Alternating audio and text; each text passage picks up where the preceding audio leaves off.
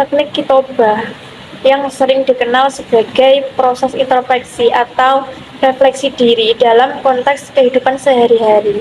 Itu merupakan suatu pendekatan spiritual dan psikologis untuk memahami diri sendiri serta meningkatkan kualitas hidup. Nah, dalam praktiknya, aplikasi teknik kitobah itu melibatkan penilaian-penilaian mendalam terhadap tindakan, pemikiran, dan perasaan seseorang dengan tujuan untuk membawa perubahan-perubahan positif tersebut dalam kepribadian dan sikap hidup. Contohnya, dalam situasi sehari-hari, seseorang dapat menggunakan teknik kitobah untuk merefleksikan respon emosionalnya terhadap suatu peristiwa atau interaksi dengan orang lain.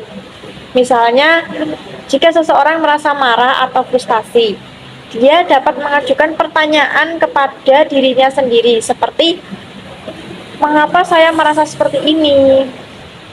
Mengapa ya saya merasa seperti ini? Atau apakah reaksi saya itu sebanding dengan situasinya ya? Itu.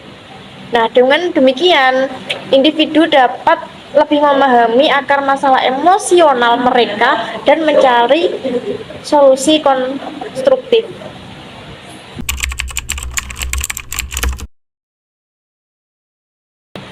Pandangan beberapa ulama terkait dengan rukun khutbah dan interupsi dalam khutbah itu bervariasi. Namun sebagian besar ulama itu sepakat bahwa ada beberapa rukun yang harus dipenuhi agar khutbah dianggap sah.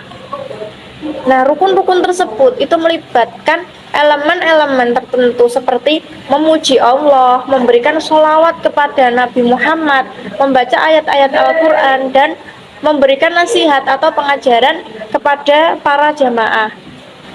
Nah, interupsi atau gangguan selama khutbah itu juga menjadi suatu perhatian dalam pandangan ulama. Nah, di sini sebagian besar ulama setuju bahwa interupsi yang tidak perlu dan mengganggu khutbah itu sebaiknya dihindari.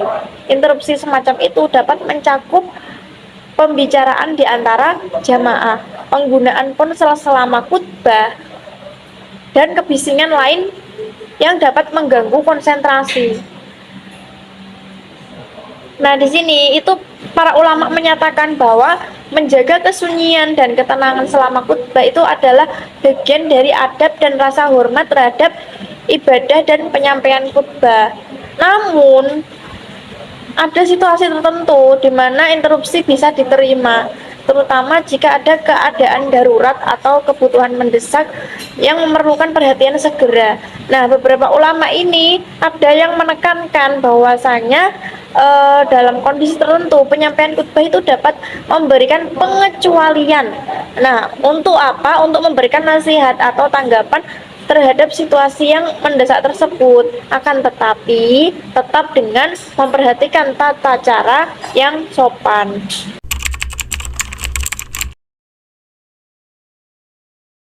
Ceramah, kultum, khutbah itu adalah bentuk wacana keagamaan yang umumnya disampaikan dalam konteks kegiatan keagamaan. Nah, perbedaan antara ketiganya itu terletak pada struktur, durasi, dan konteks penerapan. Kemudian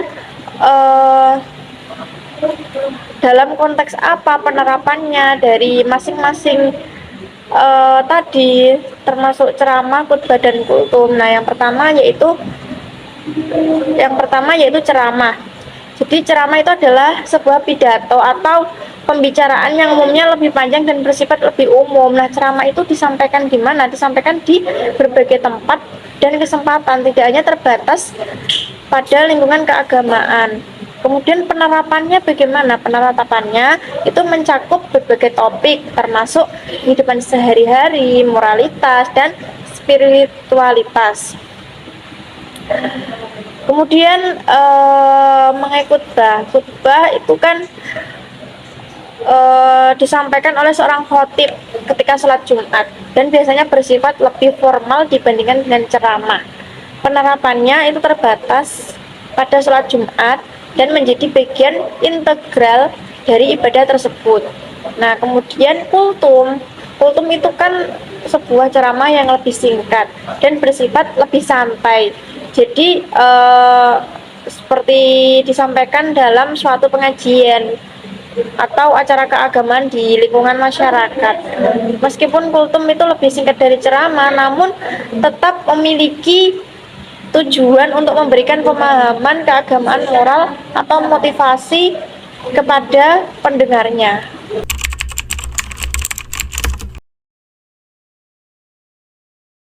Aminah Wadud dan Panji Gumilang adalah dua tokoh yang terlibat dalam perdebatan terkait peran wanita sebagai imam dan khotib perempuan dalam konteks ibadah, khususnya dalam sholat berjamaah. Aminah Wadud itu dikenal sebagai seorang ilmuwan Islam perempuan yang pernah menjadi imam dalam sholat Jumat di New York pada tahun 2005. Sementara Panji Gumilang adalah seorang aktivis perempuan Indonesia yang melakukan hal serupa pada tahun 2008. Nah, kontroversi seputar peran imam dan khotib perempuan dalam sholat berjamaah itu menciptakan berbagai pandangan di kalangan masyarakat muslim. Aminah Wadud itu berpendapat bahwa tidak ada halangan dalam Islam yang melarang perempuan menjadi imam atau khotib, dan bahwa perubahan terhadap tradisi patriarki dalam Islam perlu diadopsi. Namun pandangan ini menimbulkan kontroversi di kalangan ulama tradisional yang berpegang pada pandangan bahwa imam dan khotib itu perlu laki-laki. Kemudian pendapat Majelis Ulama Indonesia (MUI) dapat menjadi representasi pandangan dari lembaga keagamaan terkemuka di Indonesia. MUI memiliki kecenderungan untuk mendukung pandangan tradisional tentang peran gender dalam ibadah, termasuk peran imam dan khotib yang dianggap sesuai dengan norma-norma agama Islam. Namun dalam pandangan MUI itu pembatasan terhadap peran imam dan khotib perempuan itu didasarkan pada interpretasi tradisional terhadap hadis dan ajaran Islam yang mengacu pada norma-norma keagamaan yang telah lama berlaku.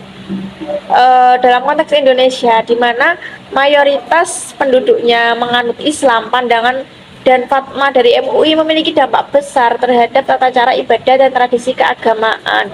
Oleh karena itu, perdebatan seputar peran imam dan khotib perempuan itu mencerminkan dinamika dalam upaya memahami dan menafsirkan ajaran Islam serta menjelajahi potensi perubahan dalam konteks peran gender dalam ibadah.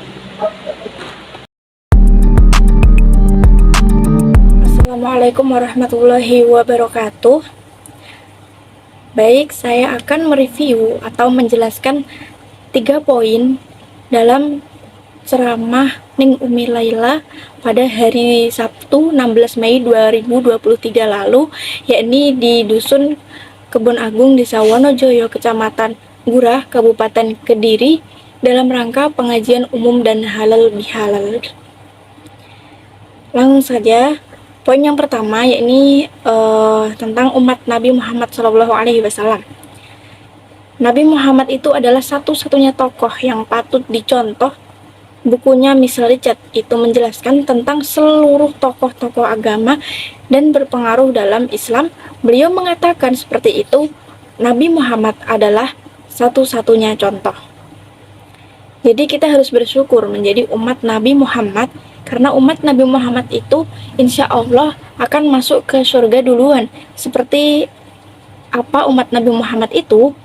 Mereka adalah orang yang melakukan hal-hal baik dengan niat yang baik. Sebagai hadisnya yang berbunyi, innamal a'malu binniyah. Artinya, segala perbuatan itu tergantung pada niatnya.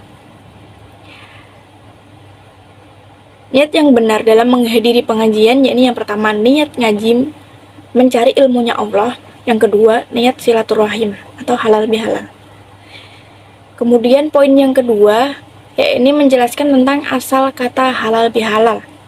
Jadi asal muasal dari kata halal bihalal itu ternyata dulu Indonesia itu dijajah oleh beberapa negara. Nah, diantaranya yakni Jepang dan Belanda. Zaman dulu perangnya itu dengan senjata tanpa disadari, diakui atau tidak, kita sering kalah dengan negara-negara lain dalam ilmu pengetahuan dan teknologi. Contohnya, Toyota dan Honda yang merupakan buatan Jepang. Jadi dulu setelah Indonesia terbebas dari jajahan Belanda dan Jepang, rakyat Indonesia sendiri malah terjadi pertikaian. Akhirnya dalam mengatasi hal tersebut, Presiden Soekarno mengadakan rekonsiliasi nasional di mana semua tokoh-tokoh agama dan tokoh-tokoh bangsa ini berkumpul dengan harapan mereka itu saling memaafkan. Kemudian saat itu pula mereka damai. Nah, Presiden Soekarno berkonsultasi dengan Mbah Yai Wahab Hasbullah. Beliau adalah seorang tokoh Nahdlatul Ulama.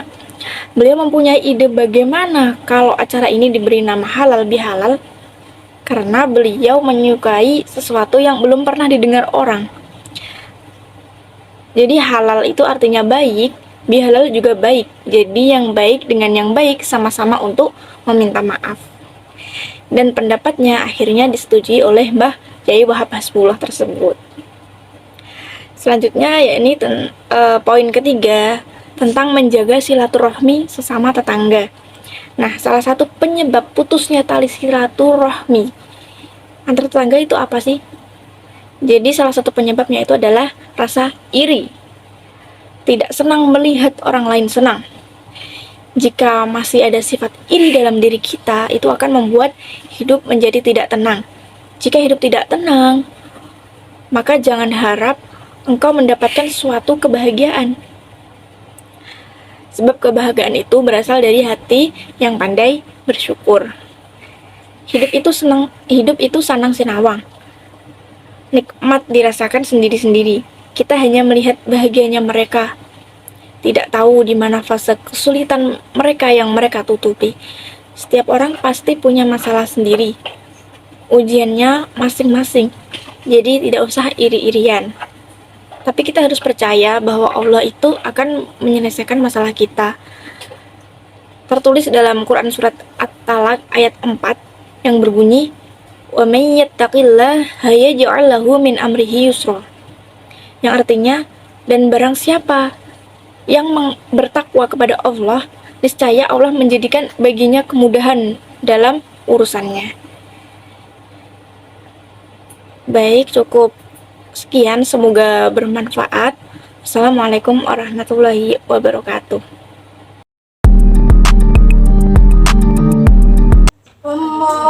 Kaki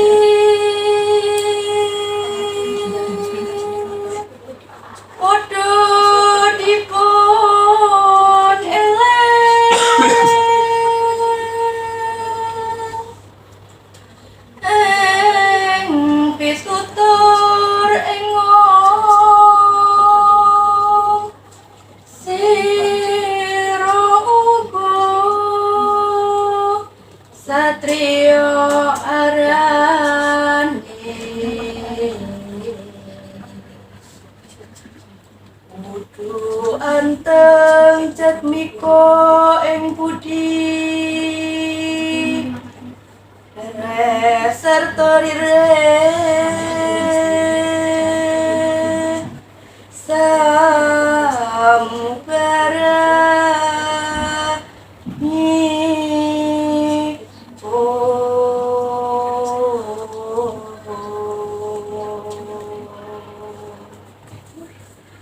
Assalamualaikum warahmatullahi wabarakatuh. Waalaikumsalam warahmatullahi wabarakatuh. Alhamdulillahilladzi an'amana bi ni'matil iman wal islam wa nusalli wa nusallimu ala khairil anam sayyidina Muhammad wa ala alihi wa sahbihi ajmain, amma ba'd. Yang terhormat Al-Mukarram Al-Ustadz Dr. Kiai Haji Sunarto ASMEI beserta teman-teman yang saya cintai dan saya banggakan.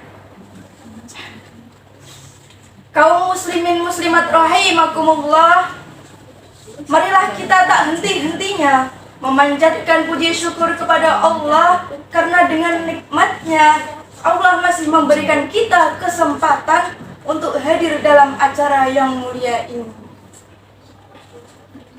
Salawat serta salam senantiasa kita curahkan kepada junjungan kita Nabiullah Muhammad sallallahu alaihi wasallam yang sudah mengenalkan kita dari jalan yang terang benderang setelah terbelenggu dalam peradaban jahiliyah. Hadirin rahimakumullah, ketika Rasulullah belum diutus menjadi nabi, pada zaman itu dikenal dengan sebutan zaman jahiliyah. Zaman apa? Jahiliyah. Ada yang tahu nggak zaman jahiliyah itu apa? Kebodohan. Zaman kebodohan, betul. Salah satu ciri zaman kebodohan, yakni pada waktu itu di mana kedudukan wanita tidak ada harganya. Maka beruntung bagi kita, saudariku, Rasulullah diutus untuk membawa kebenaran yang di dalamnya terdapat memuliakan derajat wanita. Saking tingginya derajat wanita, kita mengenal dengan istilah wanita adalah tiang negara. Maka ahwat-ahwat ini, meskipun tangan kita ini kecil, kita adalah tiang negara. Tapi sangat disayangkan, saat ini perempuan justru merendahkan harga dirinya dengan cara apa? Di zaman sekarang, banyak perempuan muslimah yang belum menutup auratnya secara sempurna. Seperti berpakaian masih ketat, sehingga mata laki-laki melihatnya seperti mau loncat. Berjilbab tetapi poni masa masih terlihat.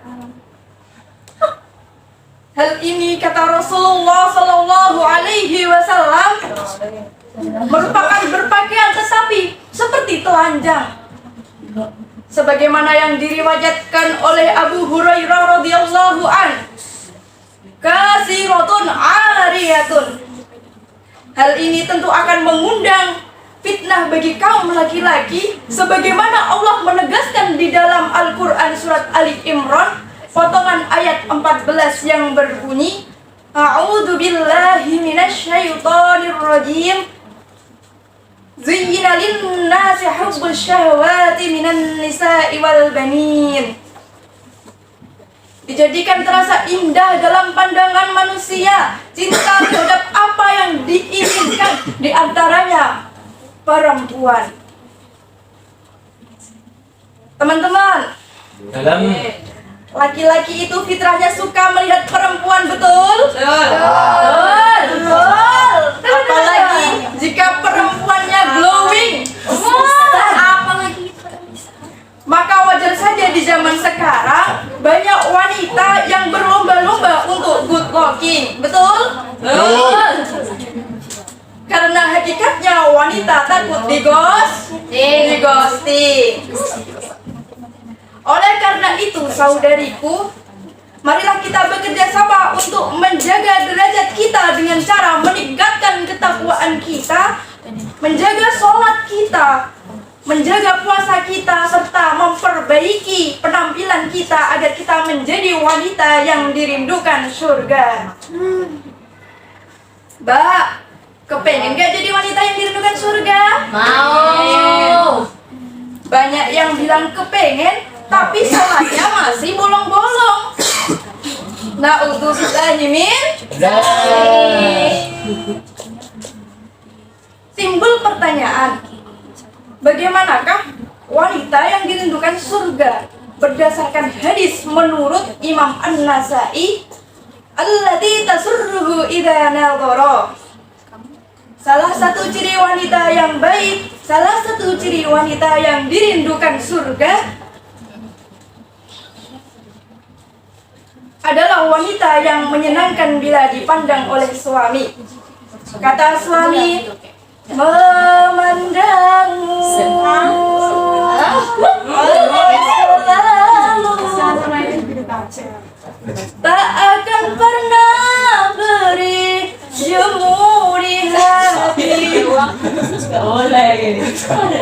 Betul Mas Danu? Betul. Hadirin rahimakumullah, dari uraian tersebut dapat diambil kesimpulan bahwa untuk menjadi wanita yang dirindukan surga itu bukan hanya modal good looking, akan lebih sempurna. Marilah kita tingkatkan ketakwaan kita, jaga sholat kita dan puasa kita, serta perbaiki akhlak mulia kita agar kita menjadi wanita yang dirindukan oleh surga. Amin Allahumma amin. Sebelum kita akhiri tausiah hari ini, mumpung di hari Jumat, marilah kita banyak-banyak memohon ampunan kepada Allah Subhanahu wa Ta'ala dengan bersolawat bersama-sama. Ilahi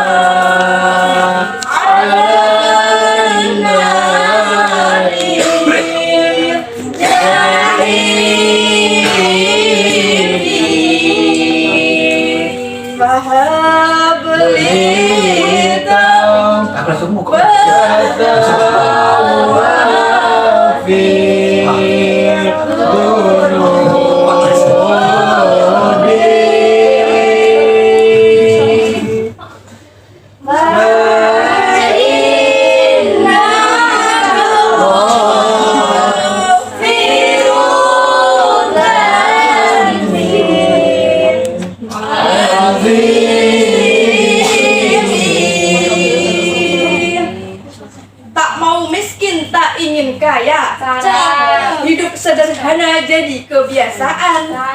Cukup demikian ceramah dari saya. Moga dapat menambah wawasan. Akhirul kalam, wabillahi taufiq wal hidayah. Wassalamualaikum warahmatullahi wabarakatuh.